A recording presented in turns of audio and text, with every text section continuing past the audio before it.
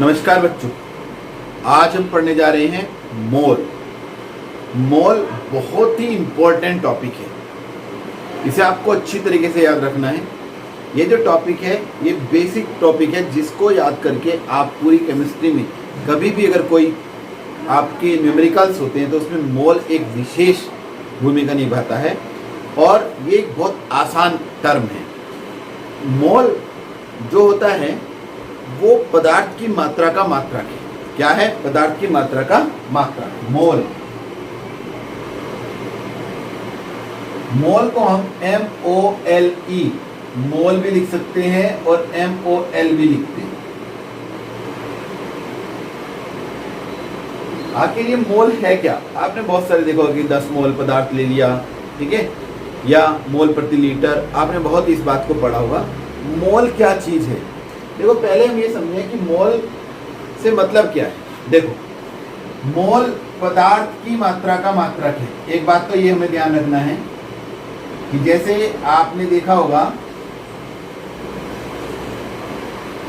कि जो हमारा द्रव्यमान है उसका मात्रक किलोग्राम है, जो हमारा समय है उसका मात्रक हमारा सेकंड है।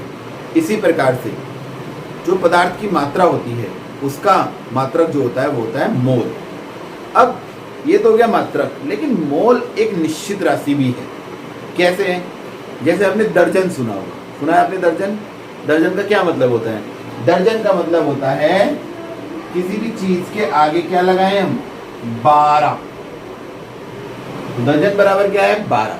जैसे हमने लिख दिया 1 दर्जन केले, तो कितने केले हैं भाई? 12 केले। हमने लिख दिया 1 दर्जन कुर्सियां, तो कितनी कुर्सियां हैं? 12 कुर्सियां। और यदि हमने लिख दिया 5 दर्जन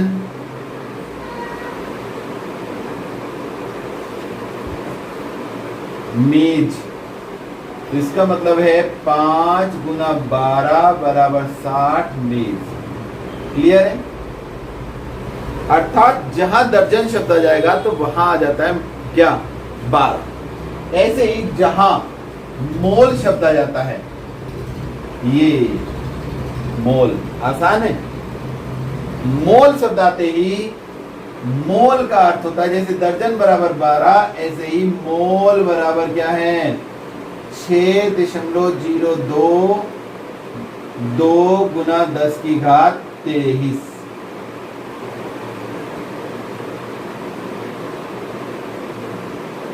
एक दर्जन बराबर जैसे 12 है, ऐसे ही एक मोल बराबर है 6.022 गुना 10 की घात 23।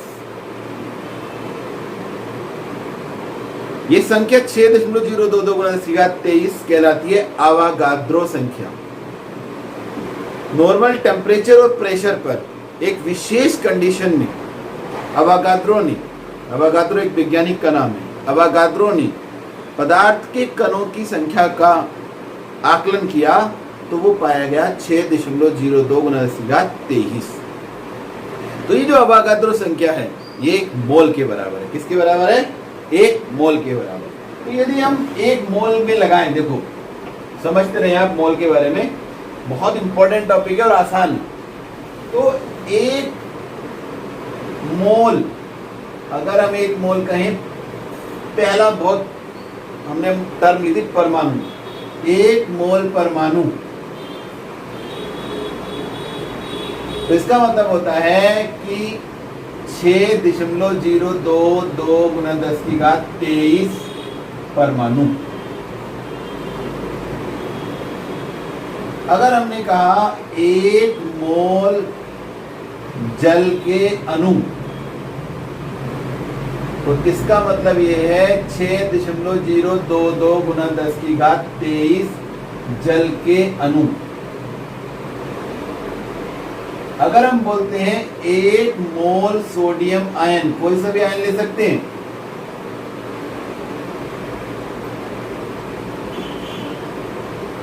तो इसका मतलब है 6.022 गुना 10 की घात 23 सोडियम आयन।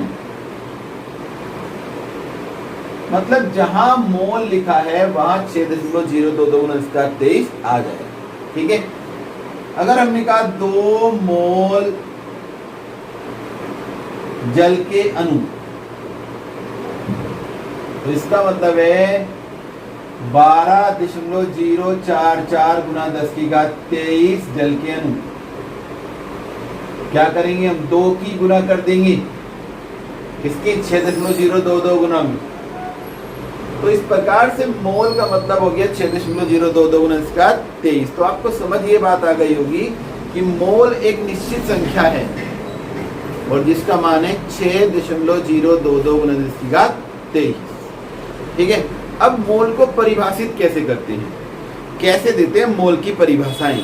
तो कुछ परिभाषाएं मैं आज आपको बता रहा हूं, आप अच्छी तरीके से मोल को समझें और कल हम इसके न्यूमेरिकल भी पढ़ेंगे। क्या पढ़ेंगे, न्यूमेरिकल, आंकिक प्रश्न बहुत इंपॉर्टेंट है, एक एक चीज को समझते चलिएगा। तो बात हो गई भाई मोल पदार्थ की मात्रा का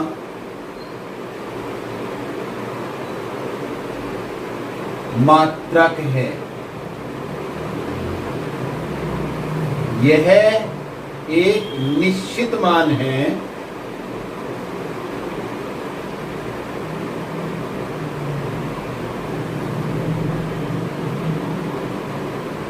जिसका मान 6.022 गुना 10⁻23।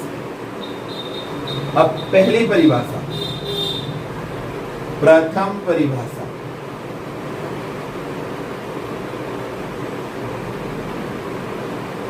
किसी पदार्थ की वह मात्रा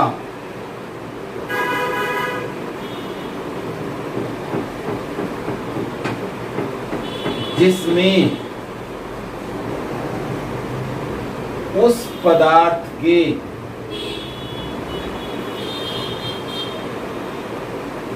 छह 6.022 गुना 10⁻23 परमाणु, यहाँ लिख देते हम कण, छोड़ दीजिए कण, और ब्रैकेट में लिख देंगे हम वे कण पार्टिकल परमाणु हो सकते हैं, वे अणु हो सकते हैं या आयन हो सकते हैं। तो 6.022 गुना 10⁻23 कण होते हैं। एक मोल कहलाता है, एक मोल कहलाता है, कहलाती। ये हो गई हमारी मोल की परिभाषा। द्वितीय परिभाषा, द्वितीय परिभाषा क्या है मोल की, इसके लिए बेटा आपको याद रहना चाहिए कि एक यौगिक, एक तत्व है कार्बन, और उसका भी एक समस्थानिक है कार्बन 12, जिसे C12 कहते हैं, कार्बन 12। ये हमारा स्टैंडर्ड तत्व है कार्बन 12। तो कैसे परिभाषा बनती है, कार्बन 12 के 12 ग्राम में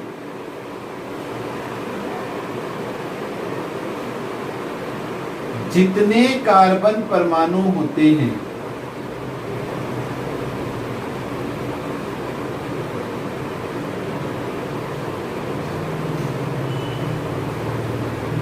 वह संख्या एक मोल कहलाती है।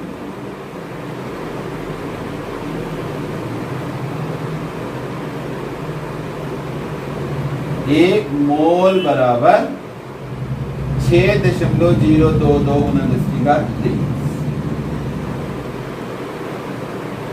दो परिभाषा हो गई। तीसरी परिभाषा लेते हैं,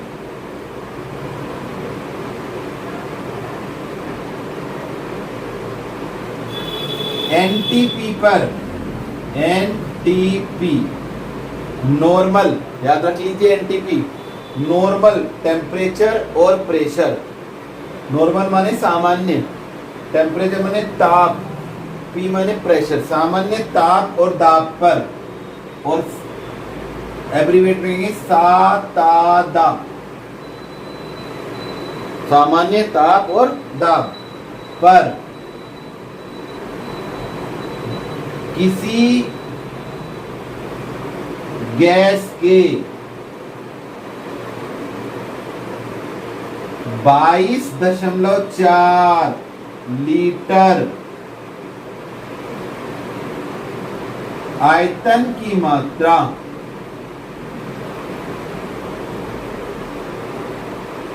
एक मोल कहलाती है। देखो एक गैस के लिए परिभाषा ये है और वो भी एनटीपी पर। तो फिर एक मोल बराबर एक और चीज आ गई 6.02 2 × 23 तो होते ही हैं। एक मोल बराबर 22.4 लीटर भी होता है। किसी भी गैस का 22.4 लीटर है तो उसकी जो मात्रा है वो क्या कहलाती है? एक मोल कहलाती है। क्या कहलाती है? एक मोल कहलाती है। ठीक है। और एक और हम इसकी परिभाषा देते हैं, चतुर्थ परिभाषा।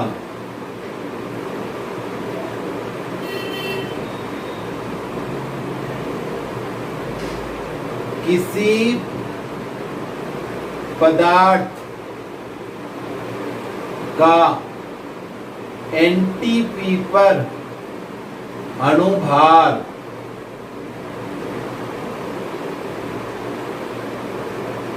ठीक है, किसी पदार्थ का एनटीपी पर अणुभार जो होगा वो एक मोल के बराबर होता है। किसी पदार्थ का एनटीपी पर अणुभार एक मोल के बराबर होता है।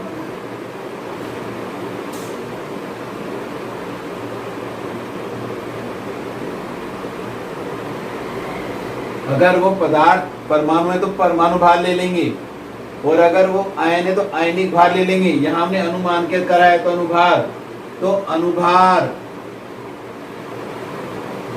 पदार्थ पे निर्भर करेगा पदार्थ कैसा है। देखो पदार्थ के 3 पार्ट होते हैं, तत्व, यौगिक और मिश्रण। तत्व होगा तो हम परमाणु भार लेंगे, यौगिक होगा तो हम अनुभार लेंगे। तो अनुभार जब अनुभार को हम ग्राम में लें, अनुभार ग्राम में बराबर 1। तो ये कुछ मैंने छोटे छोटे से आपको तरीके बताए मोल की परिभाषा लिखने। ठीक है। इन्हीं से हमारे सूत्र बन जाते हैं। यदि हम देखें अगर संख्याओं से सूत्र बनाएंगे तो मोल की संख्या निकालने के लिए कि कितने मोल हैं, जैसे अगर हमारे पास 24 केले हैं तो कितने दर्जन केले हैं भाई? 12 से भाग कर दो। ऐसे ही हमारे पास कणों की संख्या है और उसे 6.02 2 × 23 से भाग करेंगे तो सूत्र निकल आएगा क्या? मोलों की संख्या बराबर कणों की संख्या बटे 6.022 × 10⁻23। ठीक है। इससे देखो आप तृतीय परिभाषा से 22.4 लीटर दे रखा है हमें, तो 22.4 लीटर अगर हमें एनटीपी पर किसी गैस का आयतन पता है तो उसे 22.4 लीटर से भाग कर देंगे और इससे हमारा निकल आएगा क्या? इससे निकल आएगा पदार्थ की मात्रा अगर हमें ग्राम में पता है तो अनुभार से भाग कर देंगे, क्या निकल आएगा? मोल। तो हमारे जो सूत्र हैं वे कुछ इस प्रकार से बन जाते हैं। इसके लिए सूत्र की बहुत जरूरत पड़ती है। सूत्र मोल को अधिकतर हम n से रिप्रेजेंट करते हैं। n बराबर एक पहला सूत्र है, n बराबर पदार्थ की मात्रा, जिसे हम छोटे w से प्रदर्शित कर देते हैं, बटे पदार्थ का अनुभार। देखो ये जो हमने सूत्र दिया है ये मुख्य रूप से अणुओं के लिए है, क्योंकि हमने इसमें अनुभार की बात करी और m से प्रदर्शित करेंगे और सूत्र आ जाता है n बराबर W/m। एक सूत्र। दूसरा लेते हैं हम सूत्र, n माने मोलों की संख्या बराबर पदार्थ के कणों की संख्या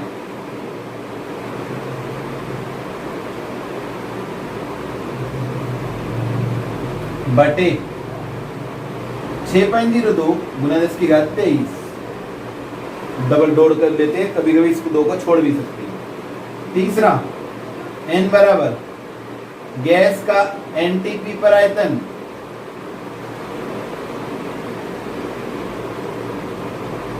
बटे 22.4 लीटर, ये भी लीटर में। ठीक है। चौथा सूत्र,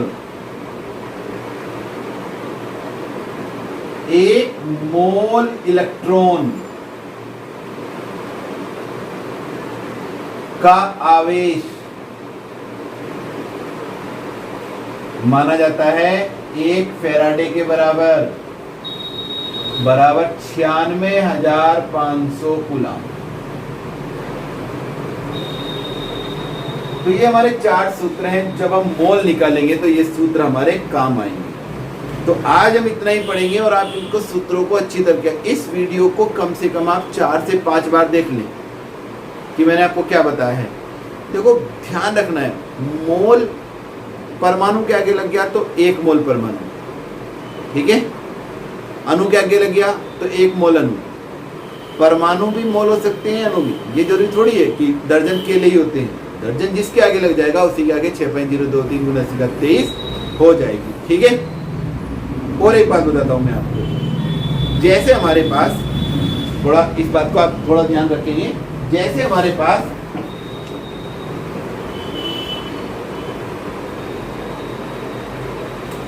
हमने लिख दिया 2 मोल, ठीक है, चप्पलों के जोड़े।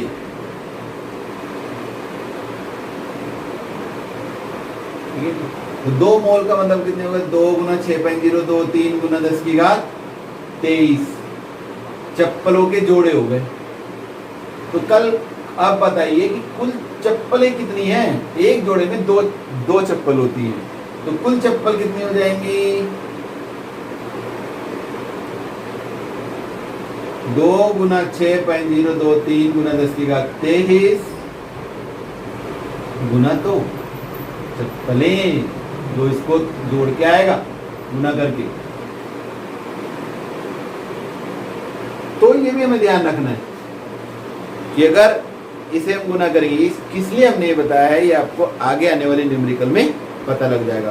तो यहाँ आपको जो मोल है, इस वीडियो को आपको 2, 3, 4 बार, वीडियो के लिए मैं आपको कहूँगा कि जितने भी बच्चे कक्षा 11 में पढ़ रहे हैं और मोल समझना चाहते हैं, वो वीडियो को कम से कम 1 नहीं 2 या 3 बार पूरा जरूर देखें। फिर आपको जो हम न्यूमेरिकल कल बताने वाले हैं वे समझ में आएंगे और उसके आधार पर आपको समझ में आ जाएगा मोल क्या चीज़ होती है। तो घर पर रहिए, सुरक्षित रहिए। Thank you.